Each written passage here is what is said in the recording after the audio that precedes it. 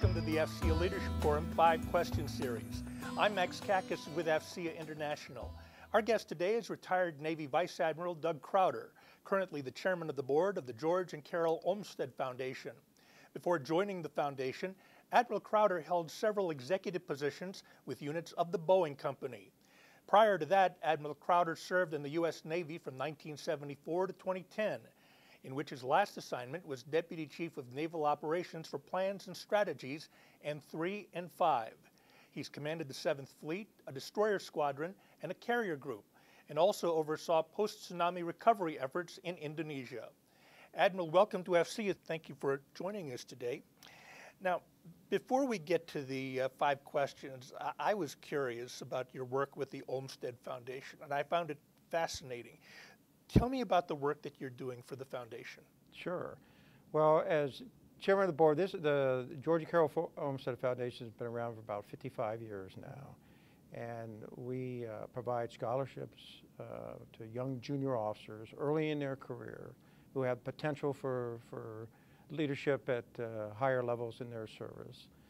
And we give them enough language training so they won't starve, but not enough that they'll be comfortable. And we parachute them into a foreign country, and they speak and they study at the university in that foreign language.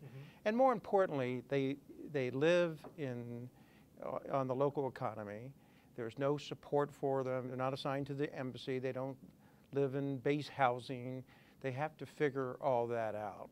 And we have found that's quite a leadership challenge for them. And it also allows them to understand what it's like to be a foreigner in someone else's country, and better understand the culture and how people think about their own country and how they think about the United States. Now, in terms of leadership, how does this language immersion help that process, in your opinion?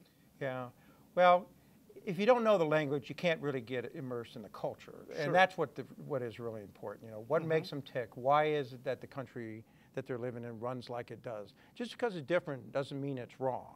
And I think that's what most of us learn. I was an Olmstead Scholar in the early 80s, and that's what most of us learned, that it's different, but it's different for a reason. And what it teaches you is to open up, learn to accept and ask for outside opinions on things. Because if you get in a room full of everyone who thinks just the same way you are, you have the voice of one. Right. And I think most of us who have gone through this process have really, it's affected us the rest of our careers. Much more than the language training and the ability to speak in a foreign language. Sure. It's just really the grease that makes it all happen. Wow, that's fascinating. Now, you've spent most of your life leading men and women in the Navy, big organizations, small organizations. Out of all of that experience, what would you say are the characteristics in an individual that mark a person like that as a potential leader? I would start with trustworthiness. We live in a cynical time, and it's very easy to be cynical. Jon Stewart has made a multi-billion-dollar career out of being cynical. But trustworthy means telling people the truth, being there for them, understanding their positions on things, and execute the things that you say you're going to do. These days, people don't like to tell people no, or don't like to tell people they're not measuring up, but that's all part of being trustworthy. You can't look someone in the eye without telling them, the truth. It doesn't have to be painful, and it can be, with your sleeves rolled up to help them, learn how to become a better leader. But this engagement, trustworthiness, is what's key, and a lack of cynicism. Okay. Well, now, on a related note, you've had a career in the military, long career in the military, and you also had some years at Boeing as an executive. In either case or in both cases, what would you say are the most important traits for a leader to have? Well, I think they're very similar. I mean, they're different atmospheres, but it's being able to relate on a one-to-one basis with people. There's too many movies that we see where the leader stands up in front of 10,000 people and gets each one of them riled up.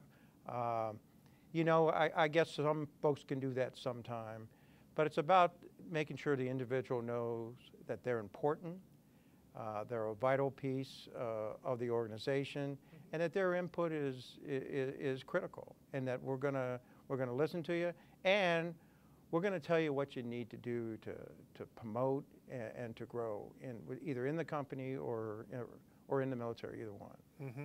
So that's sort of related to the language immersion, because if you learn how to relate to people who speak a different language or come from a different culture, you know, you get to understand them a little bit better. Yeah.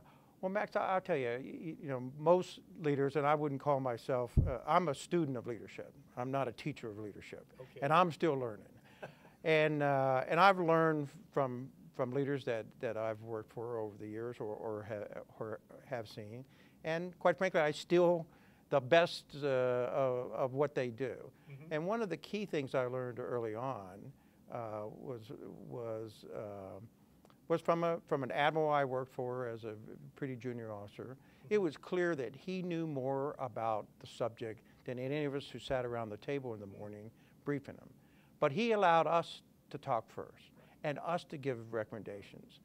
And you could tell, and it took me a while to figure this out, if you didn't agree with it, if it still made sense, it's okay, Lieutenant Crowder, we'll do it that way. Mm-hmm. Or, you ever think about this? You know, he'd give you something to think about. Too many leaders start off with, listen, I'm the big cat here. Mm-hmm. Take your pencils out, write this down. Right. This is what's going to happen. Mm-hmm. So that was one of the key leadership lessons that I learned early on. Interesting. Now, you call yourself a student of leadership. How do you know when your leadership style is working? Well, that's a good question, and I guess you know, there's a balance between low self-esteem and overconfidence that you have to have. Mm-hmm. And it comes back to what I said. It's about sincerity.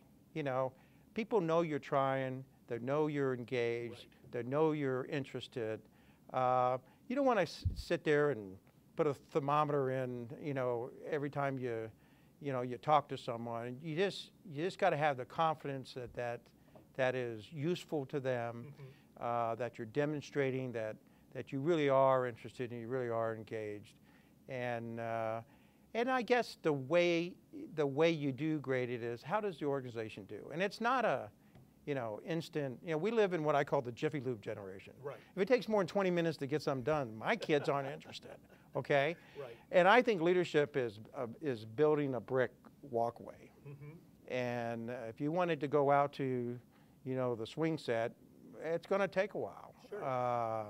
And so you put the bricks in, and you don't get too concerned over every single leadership aspect, but you keep an eye, are we building that brick road? Mm-hmm. Is the organization doing better? Is it doing well? Is it meeting its goals? Sure.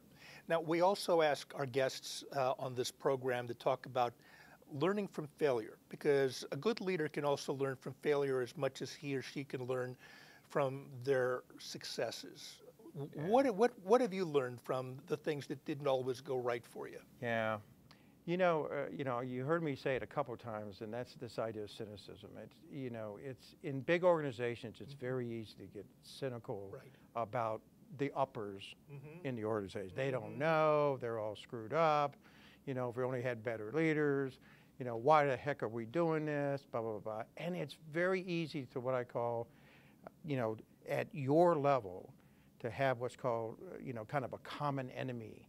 You know, you get your guys together, and the common enemy is your superior. And it's just a bad idea. And what happens is it infects the rest of the organization, and they start taking pot shots, mm-hmm. and they start being cynical. And, you know, you can see that in various places. I mean, you could argue that's what happened with the Governor Christie thing with the bridge. Mm-hmm. It just infects everything. So that's probably one of the key early lessons that I learned is to really guard against it because it's so easy to do. It really is. Sure. And it's funny, and you can make a joke about it.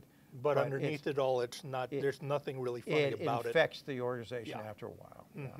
Now, earlier you talked about an admiral that you worked with, or superior officer, who made a difference in your career and the way that he worked with his people. Are there any other people of note who you look to as role models or heroes that you point to when you talk to other folks about leadership? Yeah, I'll tell you one, and that's, you know, sometimes your peers are your best leadership tutors. Really? They really are, because, you know, you can get in and have, well, you know, I'm a lieutenant, that admiral, yeah, he did this, but, I mean, he's an admiral, and, you know, I'm never going to be an admiral. Sure. Believe me, I said that many times over the years. But your peers, I had a peer. His name was Jim Stavridis. You probably have heard of him. Now retired four-star admiral, dean of the Fletcher School. I had his commanding officer of his ship in San Diego called me up and said, hey, I've got this great young ensign, and he's thinking about getting out, and I want you to spend some time with him, and when he comes back, I want him to say that he's going to stay in. I go, gosh, come on, Captain. No pressure there. You know, no pressure there. And Jim came over, and we hit it off, and he spent the day on my ship and went back. And about 2 days later, there was something in those days called mail. It was done on cards with a pen and stamps.